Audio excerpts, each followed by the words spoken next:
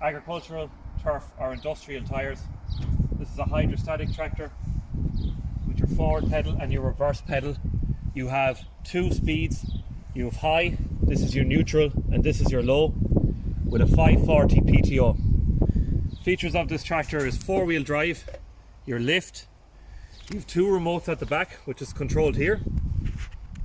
You have cruise control, a separate hand throttle for your revs, hazard lights. This tractor can also take a loader and also take a mid-mount deck at an extra cost. Another feature here is to adjust the speed of your lift.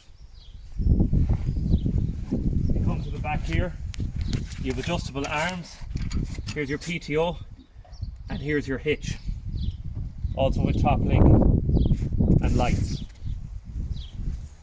It comes with a 25 horsepower Fuji engine and a set of weights.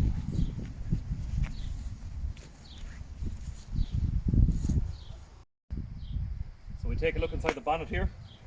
Here you have your battery, your radiator, your air filter. This is your 25 horsepower Cummins engine. Fuel filter. This tractor is easy to service. Also, your fuel tank is located here with handy access from the top.